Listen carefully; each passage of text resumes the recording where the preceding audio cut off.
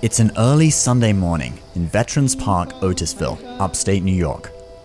At a time of year when the trees are still green, but the mornings are starting to have a slight chill in the air, people of various ages, ethnicities, and backgrounds slowly begin to fill up the otherwise empty park. They move quietly into a circle. With their eyes closed, perform graceful, slow movements following meditation music from a loudspeaker placed in the middle. I think in the US a lot of people think it's basically strictly a Chinese thing, but it involves meditation, probably. Some persecuted group, and maybe you have to wear a yellow t-shirt to do it. For the last 20 years, you've heard journalists talking about them on the TV and radio. You've seen them holding rallies and peace protests around the world. They are practitioners of Falun Gong. In the 90s, Falun Gong grew rapidly and was celebrated throughout China. By 1999, 100 million Chinese practiced, but for the past 21 years, the Chinese Communist Party, or CCP, has tried everything in its power to eliminate it. You know, the regime has spent billions and billions year after year trying to keep the lid on the Falun Gong issue. Only now, recently with the pandemic, have people seen the mask come off. Media in the West have done little to expose these crimes against humanity, so Falun Gong practitioners inside and outside of China have mobilized to tell the world the truth. Who are these people? What motivates them? And how might their struggle to expose the CCP have far-reaching implications for all of us?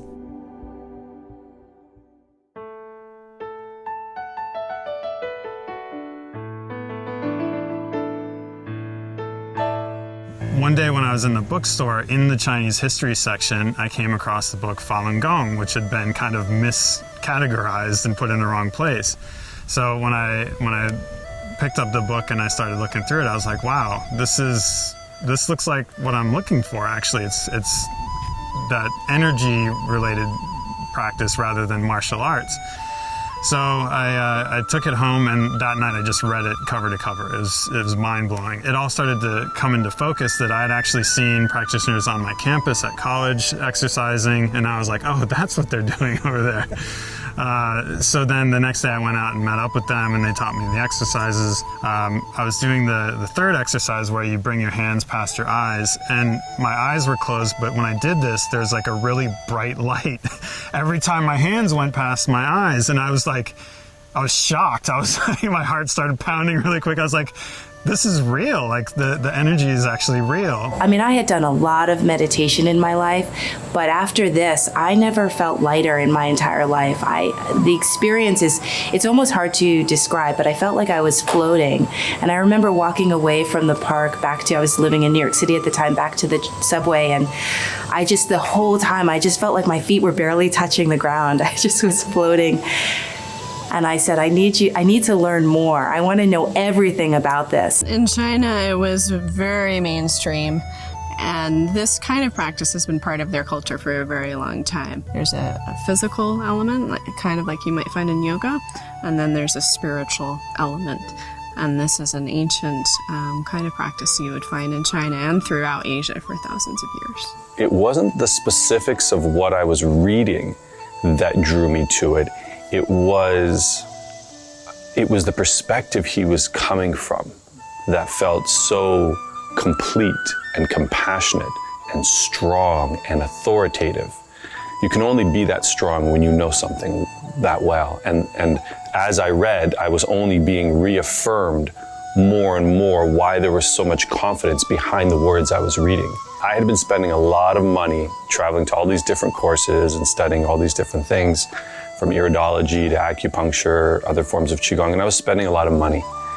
And I thought for sure tomorrow they were going to start charging for this. So I started printing everything off that I could and took it home and read it. I remember when I first practiced, I went to the park and a practitioner taught me how to do the exercise. After that, he didn't ask me about my name or my contact information.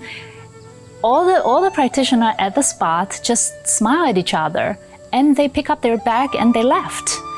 And I was like, because I was a little nervous, how refreshing, because it's not like everybody trying to get your contact information, ask you when you're going to come next time. The way I was in life before picking up the practice is that when I was very diplomatic, and I don't mean that necessarily in a good way, I'd walk into a room and I would kind of change my personality, what I was advocating for or not, depending on who's in the room. I don't want to ruffle any feathers, this kind of thing. And it always bothered me. One of the things I noticed in myself after studying the principles of Falun Gong is that changed. I could walk into a room and be very comfortable first starting from a principle standpoint. What do I think is right here? What do I think is wrong? And even if everybody in the room is sort of against it, or I look up to them and I don't want to, perhaps offend them, I was much more natural. It wasn't something I had to force. It was very sort of natural to say, folks, here's where I think we stand. And it sounds like a simple thing, but it's tremendously liberating. About 6 months after I started practicing, I went to Texas because Jiang Zemin, the former leader of the Communist Party, went to Texas to meet with President Bush at the time. And so a lot of practitioners went there to basically protest and show banners telling the leader to stop persecuting Falun Gong. So again, I was very new in the practice, but when I went there, it was like being in a sea of just incredibly nice, friendly people. They were there truly to peacefully demonstrate and call for help, really. And there's, over the years, like, the term protest takes on different meanings, right? Many years ago, my husband and I had a few people come over to our house to work on an advocacy project. And these were all people who practice Falun Dafa. So we were there to talk about what we were going to do for the project. Well, after everyone went home, we found on our answering machine a recording of us speaking in our living room. Now you might think, oh, it was a hip dial. No, it wasn't. Because that same evening, other people who were at the meeting called us and they said, you'll never guess what happened. There's a recording of our meeting on my voicemail at home. So this happened to several people's landlines, actually, when they got home. So we realized it was probably an intimidation attempt of some kind. So we reported it to the FBI. The FBI gave us a meeting. So my husband and I went and met with them. And we talked about what happened. And they asked us one question. They said, do you guys have children? And we said, no. And they said, good, because you're up against a giant. So that sentence has stayed with me for a long time. They've been persecuted for 21 years in China, and they're still peaceful. They're still trying to think of creative ways to stop the persecution without hurting people, and it's just a remarkable group of people. Everybody's nice, and everybody's nice when their self-interest isn't involved when they're dealing with you. But I think what sets practitioners apart is that practitioners require of themselves to be better people, and they require of themselves to consider others before themselves. And I think if you were to put somebody as nice, I think that's genuinely nice, and that's not nice when it's convenient for them to be nice, and not nice when their interests are at stake. One time I was working with a practitioner when I was in college, and I thought this moment was very defining in terms of being a practitioner. I woke up late in an activity that we were doing together, and I was supposed to deliver some audio equipment for the practitioner. And when I woke up, I already saw I was maybe 30, 40 minutes past the time that we were supposed to meet.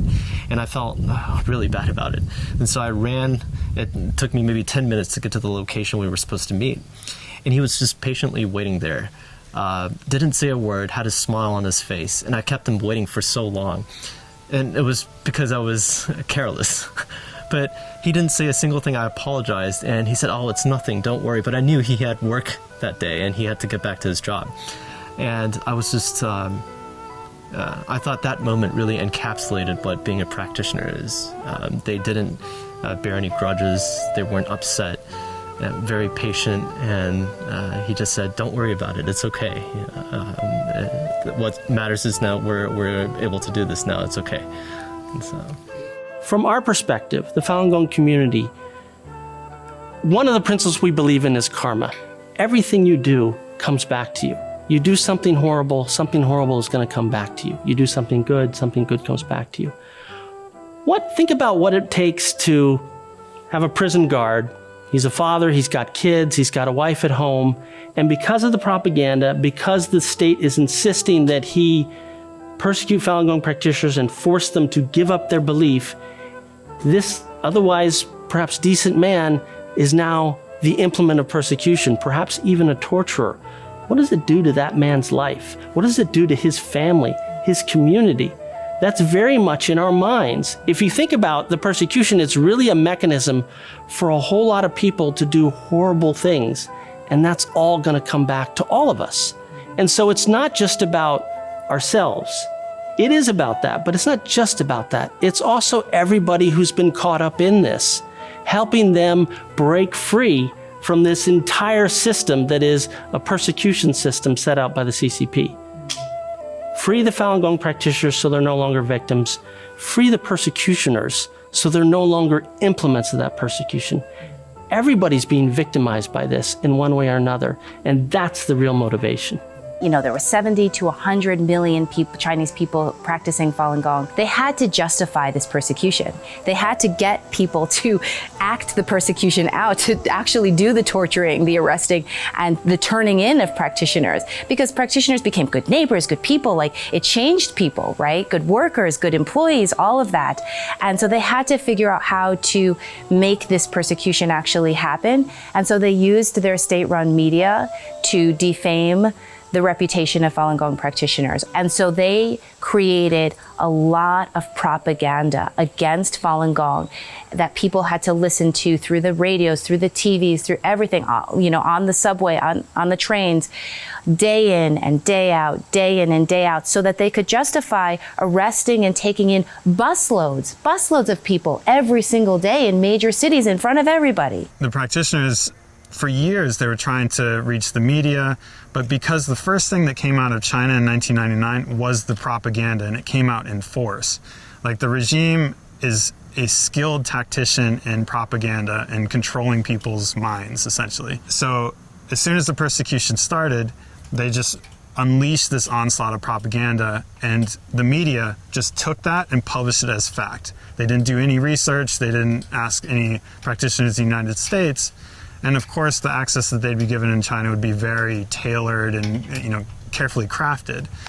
So they didn't have any truth. They repeated the propaganda, and that's kind of what stuck. So because they couldn't get a fair shake in the media, they had to go this grassroots method, handing out flyers, having parades, having different events on their own.